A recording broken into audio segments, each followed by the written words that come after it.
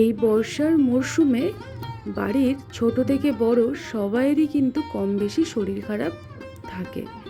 তো আজকের আমি আপনাদের সঙ্গে এমন একটা রেসিপি শেয়ার করব যেটা খাওয়ার ফলে আপনাদের শরীরের রোগ প্রতিরোধ ক্ষমতা কিন্তু বৃদ্ধি করবে, তার সাথে অনেকক্ষণ পেট ভরা রাখে। যদি আপনি এই রকম দুটো খেয়ে নেন তাহলে সারাদিন কিন্তু আপনাদের প্রায় 4 থেকে 5 ঘন্টা পেট ভরা রাখবে। চলুন রেসিপিটি শুরু করা যাক। তার জন্য একটা পাত্রের মধ্যে আমি একটা কাপ মেপে 1 কাপ পরিমাণে সুজি নিয়ে নিলাম। একই কাপ মেপে অল্প একটু কম করে 1 কাপ মতো আটা অ্যাড করলাম।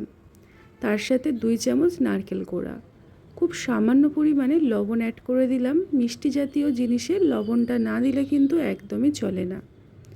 তারপরে এখানে অ্যাড করে দেব 2 চামচ পরিমাণে ঘি। এখন পরিষ্কার হাতে সব কিছুকে ভালো করে প্রথমে মেখে নিতে হবে। এই রেসিপিটা এতটা ভালো খেতে হয়, বাড়ির বাচ্চা বড় সবাই কিন্তু খুশি খুশি খেয়ে নেবে। দেখুন সমস্ত শুকনো উপকরণ মাখা হয়ে গেছে। এখন আমি এখানে অল্প অল্প করে জল দিয়ে একটা ডো রেডি করব। মাখাটা একটু প্রথমে নরম করে মাখতে হবে, কারণ এর মধ্যে যেহেতু সুজি দেওয়া আছে, সুজিটা জল অনেকটা টেনে নেবে। তো সেই কারণে চেষ্টা করবেন একটু নরম করেই মাখতে। দেখুন এই রকম নরম করে আমি মেখে নিলাম। হাতের সাহায্যে একটু এইভাবে ডলে নিচ্ছি ভালোভাবে। খাই খাই অনুর রান্নাঘরের প্রত্যেকটি রেসিপি হয় সহজ, সরল, সাধারণ। যদি মনে হয় তাহলে চ্যানেলটিকে সাবস্ক্রাইব করে সাথে থাকতে পারেন। নিয়ে একটা বাটি দিয়ে ঢাকনা দিয়ে মোটামুটি 10 মিনিট রেখে দেব। ঠিক 10 মিনিট পরে আমি ফিরে এসেছি, আর দেখুন কতটা টাইট হয়ে গেছে। যেহেতু এর মধ্যে সুজি দেওয়া ছিল তাই এটা কিন্তু অনেকটা টাইট হয়ে যাবে।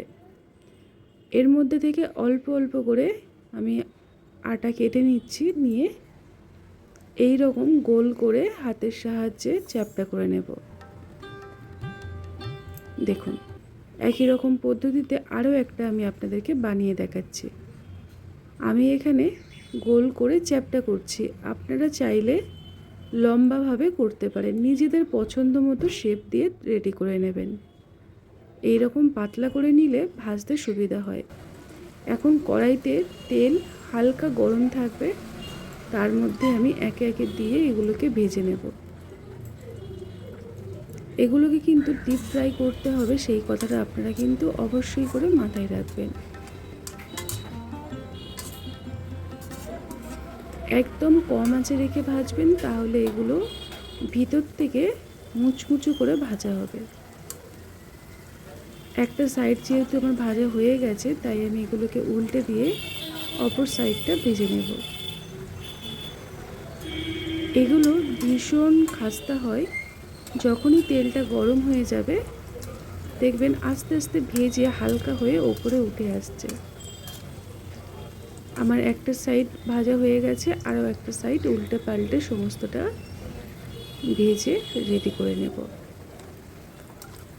দেখুন কত সুন্দরভাবে গোল্ডেন ব্রাউন কালার হয়েছে। এখন এগুলোকে তেল ঝরিয়ে একটা পাত্রের মধ্যে ঠান্ডা হওয়ার জন্য রেখে দিতে হবে। এগুলোকে কিন্তু পুরোপুরি ঠান্ডা করে নিতে হবে। যতক্ষণে এগুলো ঠান্ডা হচ্ছে, চলুন এই রেসিপির জন্য আমি কিছুটা সাদা তেল ব্যবহার করছি। সাদা তেল আমাদের শরীরের ইমিউনিটি পাওয়ার বৃদ্ধি করে আর ভীষণ উপকারী একটা উপকরণ। তার মধ্যে আমি 1 মুঠোর মতো চীনাবাদাম অ্যাড করলাম। বাদামও আমাদের শরীর থেকে কিন্তু ভিতর থেকে মানে সুস্থ রাখে। আর এই বাদামটাকেও হালকা করে আমি দেখুন ভেজে নিলাম। ওগুলোকে ঠান্ডা হওয়ার জন্য রেখে দিয়ে ওই কড়াইয়ের মধ্যে আমি 1 কাপ চিনি আর খুব সামান্য পরিমাণে জল দিয়ে চিনিটাকে গুলে নেব। আপনারা চাইলে চিনির পরিবর্তে গুড় বা বাতাসা ব্যবহার করতে পারেন। দেখুন চিনিটাকে আমি ভালো করে গুলে নিচ্ছি। একটু সময় লাগবে ঠিকই, তবে ভালো করে গুলে নিতে হবে। এর মধ্যে আমি দিয়ে দেব 2 থেকে 3 চামচ পরিমাণে নারকেল কোড়া। এখন এই চিনির শিরার মধ্যে নারকেলটাকে ভালো করে ফুটিয়ে সিদ্ধ করে নিতে হবে। দেখুন এটা বেশ ফুটতে আরম্ভ করেছে। এর মধ্যে আমি কয়েকটা এলাচ দিয়ে দেব। এলাচ কিন্তু দেখবেন আমাদের শরীরকে ভিতর থেকে গরম করে, তাই বর্ষাকালের জন্য শরীরকে ভিতর থেকে স্ট্রং রাখার জন্য এলাচটা কিন্তু ভীষণ উপকারী একটা রেমেডি। এখন আমি এটাকে সাইড করে দেব। আর এদিকে দেখুন যেগুলো ভেজে রেখেছিলাম কত সুন্দর মুচমুচে হয়েছে। এগুলোকে হাতের সাহায্যে আমি এরকম 4 টুকরো 5 টুকরো করে নেব। প্রত্যেকটা একই রকমভাবে আমি দেখুন ভেঙে নিয়েছি। এবারে নিয়ে নিতে হবে একটা মিক্সচার জার। তার মধ্যে আমি সমস্তটা ঢেলে দেব।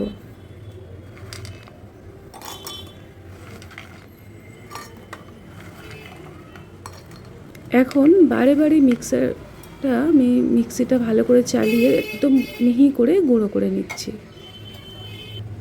এই দেখুন একটাও যেন গোটা না থাকে, এই রকমভাবে গুঁড়ো করে নিতে হবে। একটা প্লেটের মধ্যে আমি সমস্ত গুঁড়োটাকে ঢেলে নিয়েছি। এখন এর মধ্যে আমি অ্যাড করে দেব আগের থেকে যেটা নারকেল আর চিনির শিরা রেডি করেছিলাম, তার থেকে আমি অল্প অল্প করে চিনির শিরা নিয়ে এর মধ্যে দিয়ে মাখবো। একটু হালকা গরম থাকায় মাখতে হবে।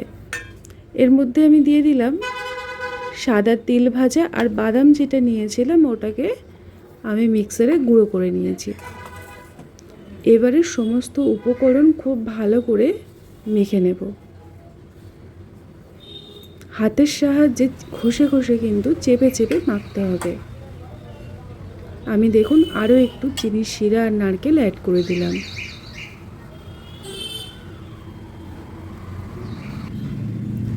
এই রকমভাবে আটা মাখার মতো করে দেখুন চাপ দিয়ে দিয়ে সমস্ত কিছু একসঙ্গে মেখে নেব। এবারে লাড্ডুর আকারে আমি তৈরি করে নেব। প্রথমে হাতের তালুর মধ্যে রেখে খুব ভালোভাবে চাপ দিয়ে একদম টাইট করে নিতে হবে। তারপরে হাতের সাহায্যে গোল করে নিলেই হয়ে যাবে গোল গোল কি সুন্দর হেলদি লাড্ডু। দেখুন ভিতরটা একদম ময়েশ্চার থাকবে। ভীষণ উপকারী একটা রেসিপি। এই রকমভাবে বানিয়ে বাড়ির বাচ্চা বড় সবাইকে খাওয়াতে পারেন এবং নিজেও খাবেন। তাতে করে নিজে সুস্থ থাকলে সবাইকে সুস্থ রাখা যাবে। আজকের মতো এই পর্যন্ত। সবাই ভালো থাকবেন। টাটা।